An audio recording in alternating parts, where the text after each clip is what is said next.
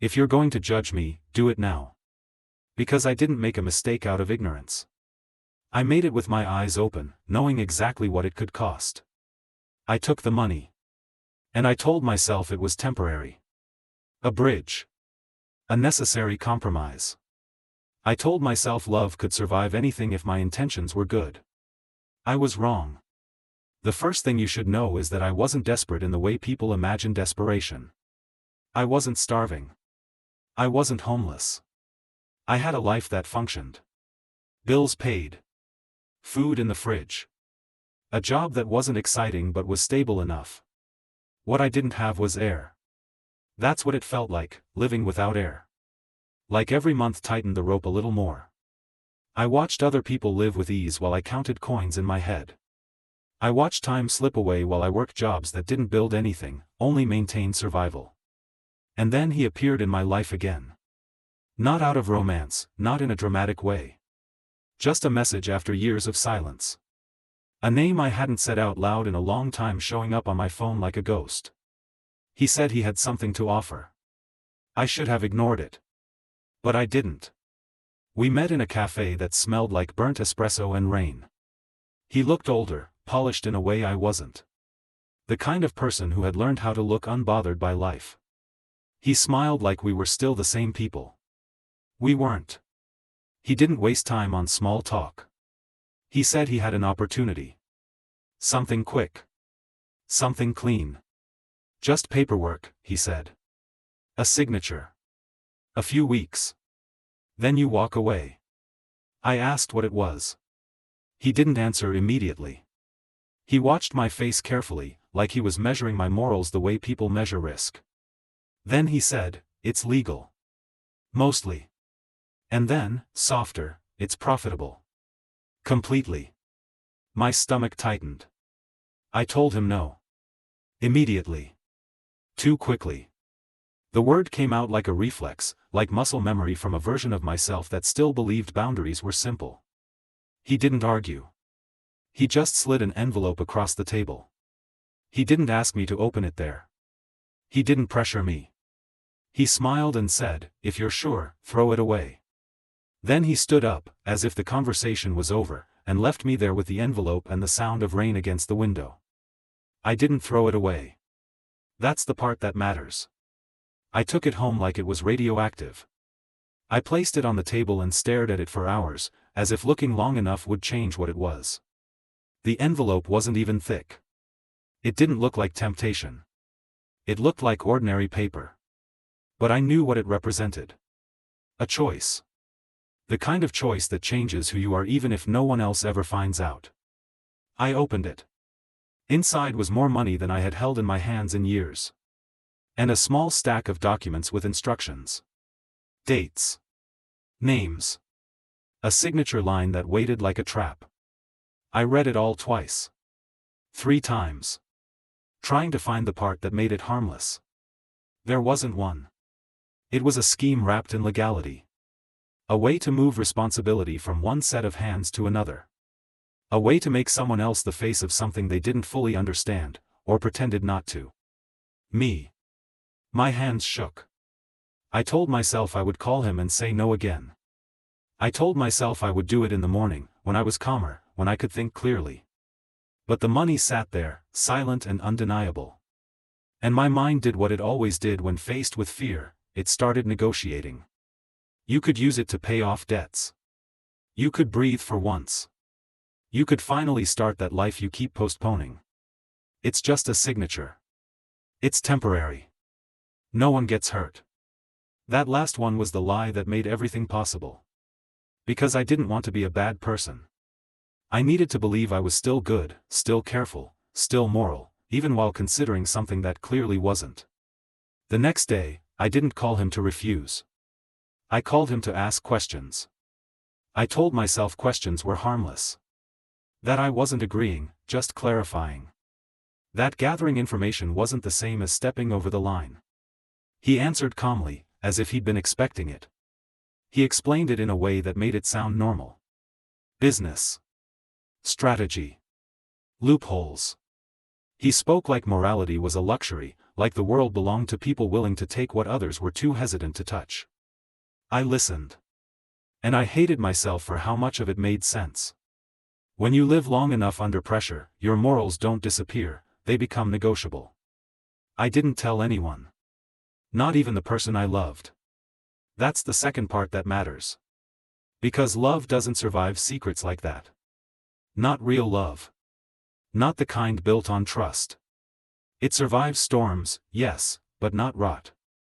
And my secret began to rot the moment I entertained it. She noticed me changing. She asked why I was distracted, why I stared at my phone like it was a threat.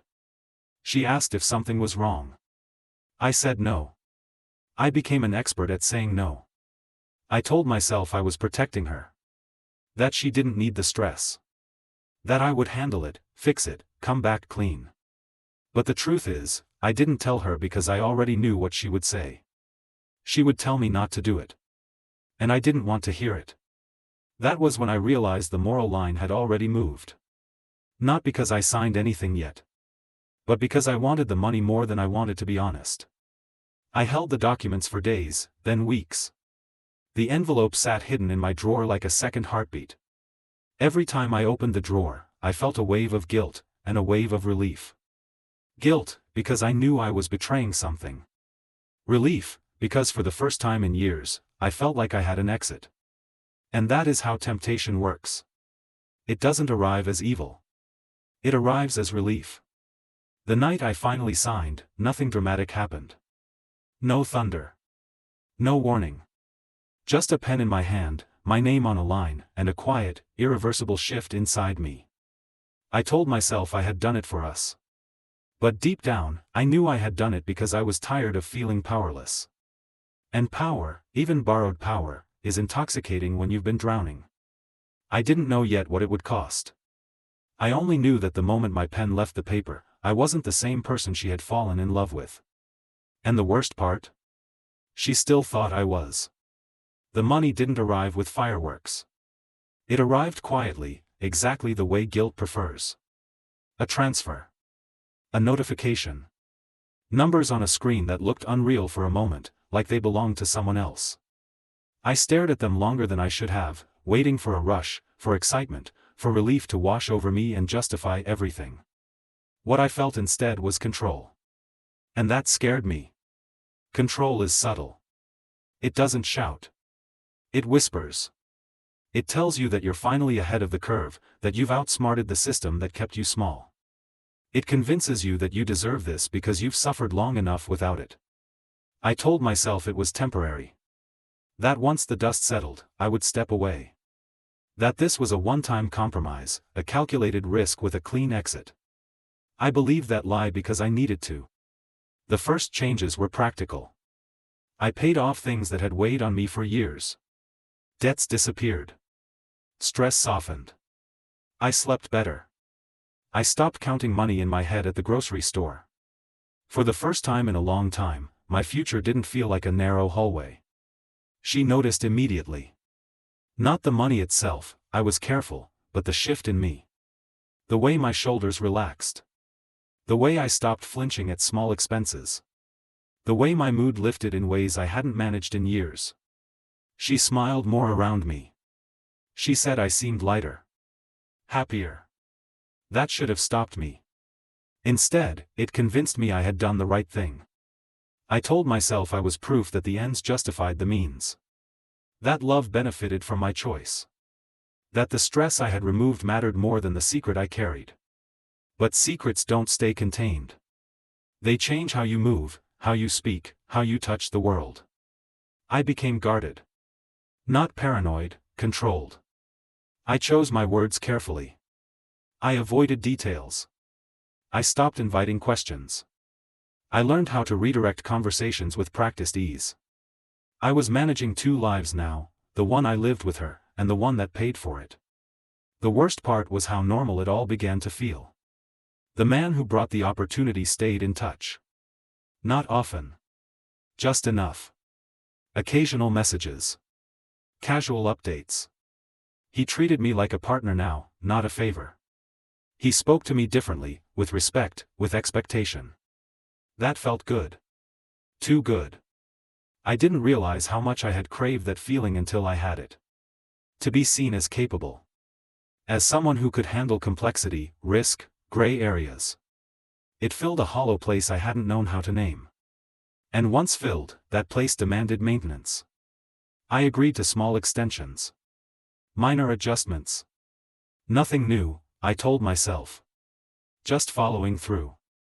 Just seeing it to the end. Every time I said yes, it got easier. And every time it got easier, I felt a little further away from the person I used to be. She started asking questions, gently at first. Where the extra money was coming from. Why I seemed distracted sometimes. Why certain calls made me tense. Why I flinched when my phone buzzed late at night. I told half-truths. Work. Opportunities. Temporary contracts. Nothing technically false, just incomplete enough to feel safe. She didn't push immediately. She trusted me. That trust became the heaviest thing I carried. Because now I wasn't just hiding something. I was benefiting from being believed. The first argument we had about it was quiet. Almost polite. She said she felt like I wasn't fully present. That something was off. That she couldn't explain it, but she felt a distance growing between us. I denied it calmly. Too calmly. I told her she was imagining things. That stress was playing tricks on her. That I was the same person I'd always been. I watched doubt flicker across her face, not because she didn't believe me, but because part of her knew she shouldn't. That was the moment I truly crossed the line. Not when I signed. Not when I took the money. But when I made her doubt her own instincts to protect my secret. I justified it immediately. I told myself I was preventing unnecessary pain. That once everything was done, I would explain. That timing mattered. Timing always mattered more than truth in my reasoning. The money continued to work its magic. Life got easier. Plans expanded. I started talking about futures I had never dared to imagine before. Trips. Changes. Stability. She listened with hope in her eyes. And every hopeful look felt like another lie I had to maintain. I began to notice a new emotion creeping in, resentment. Resentment that I had to hide. Resentment that I had to justify myself. Resentment that love now felt like a risk instead of a refuge. That resentment terrified me. Because I realized I was starting to see her not as a partner, but as a liability to the life I was building. That's what money does when it's born from compromise.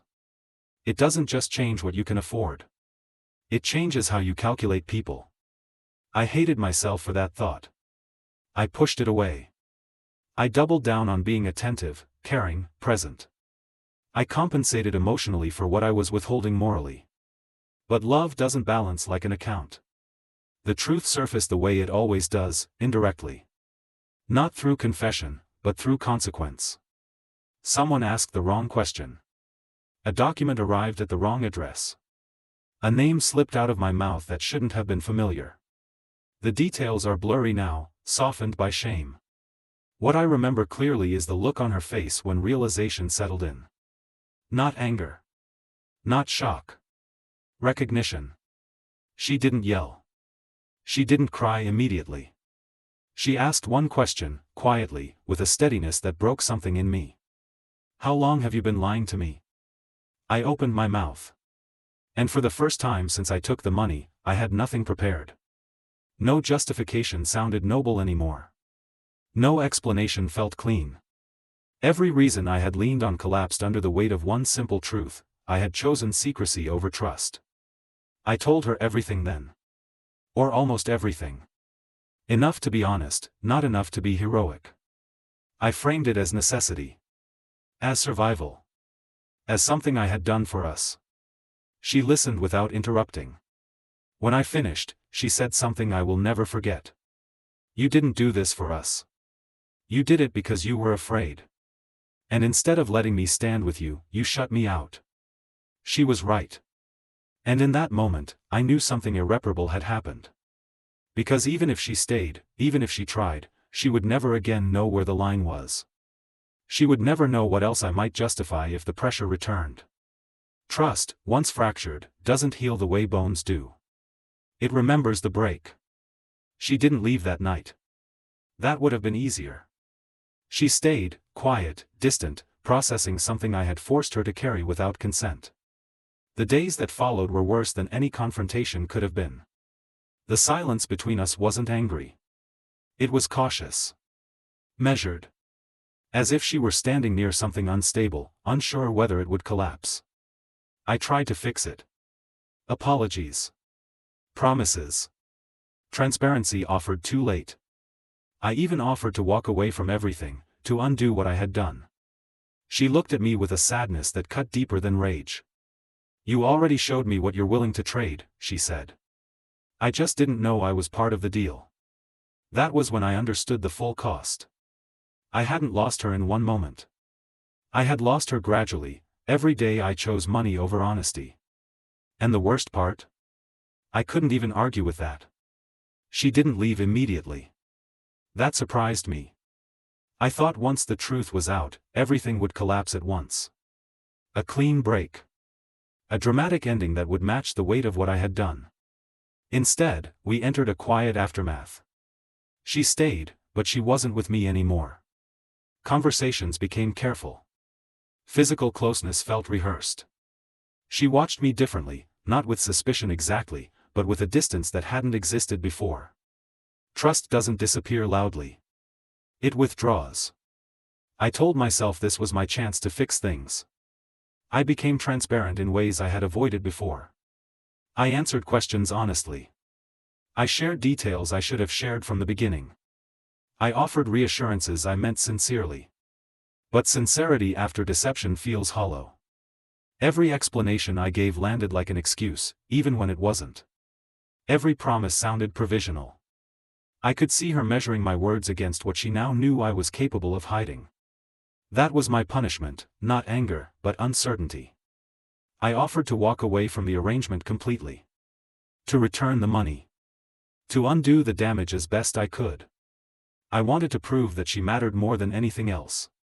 She didn't respond the way I expected. She didn't say yes. She didn't say no.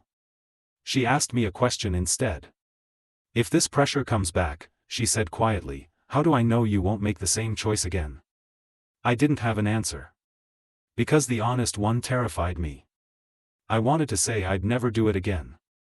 I wanted to promise that love would always come first now that I understood the cost. But promises are easy to make when the pressure is gone. The truth was more complicated. I hadn't taken the money because I was evil. I had taken it because I was afraid, of being stuck, of failing, of never becoming more than what I was. And that fear hadn't magically disappeared. She saw that. And once someone sees the mechanism behind your betrayal, reassurance stops working. The distance between us grew slowly, almost gently. We still shared space. Still talked. Still tried. But something essential had shifted. The safety that had once existed between us, the unspoken certainty that we were on the same side, was gone. Love can survive hardship. It struggles to survive calculation. One evening, weeks later, she told me she was leaving. Not in anger. Not with accusations. She said she couldn't unlearn what she now knew. That even if she stayed, part of her would always be bracing for the next compromise I might justify. That she didn't want to live in a relationship where trust required constant vigilance. I don't think you're a bad person, she said. But I don't feel safe anymore. That sentence destroyed me. Because safety was exactly what I had told myself I was building, for us. And in the process, I had taken it away from the one person who mattered most. I didn't argue. There was nothing left to defend. When she walked out, the silence she left behind was heavier than anything I had felt before. Not the silence of loneliness, the silence of consequence. I had the money. I had the stability. I had the freedom I thought I wanted. And none of it mattered. The apartment felt different without her. Larger. Colder. Every improvement I had made with that money felt grotesque now, like decorations in a house built on something rotten. I tried to distract myself. Work. Activity. Anything to avoid sitting with the truth. But without her presence, there was nothing buffering me from it. I had won. And I had lost. That's the part people don't prepare you for, the moment when the trade-off becomes real. When the thing you gained no longer compensates for what it replaced. I began replaying everything. Not just the decision to take the money, but the earlier moments. The secrecy. The rationalizations. The way I slowly trained myself to prioritize outcome over integrity. I realized something uncomfortable: the money didn't change me. It revealed me. It showed me what I was willing to trade when the stakes felt high enough. It exposed the parts of me that believed survival justified deception, that security excused silence. I hated that version of myself. But hating it didn't undo it. I walked away from the arrangement eventually. Too late to save anything that mattered. I paid what I could, disentangled myself, accepted losses that felt deserved. The money left my life more quickly than it had entered. She didn't come back. I don't blame her. Trust isn't something you rebuild with effort alone. It requires a history of choosing correctly when no one is watching. I had proven I couldn't offer that history. The quiet that followed was different from the quiet before. Before, it had been numb. Now, it was sharp. Honest. Unavoidable. I had to live with what I had done without pretending it led somewhere noble. And that's where the real lesson lived. I took the money because I was afraid of being powerless. I lost her because I proved I was willing to use power without honesty. If there is a moral here, and I wish I had listened to it sooner, it's this: you never trade one thing for another. You trade who you are for who you become. And sometimes, what you become can't coexist with the people you love. If someone listening to this is standing at a similar crossroads, tempted by relief, by shortcuts, by choices that promise to solve everything quietly, hear me clearly. The cost is never just the risk you see. It's the trust you don't realize you're spending. I took the money. And I lost the person who loved me for who I was before I decided that fear deserved to win. If I could go back, I wouldn't choose differently because of the consequences. I would choose differently because of the person I had to become to live with the choice. And that is a price no amount of money is worth.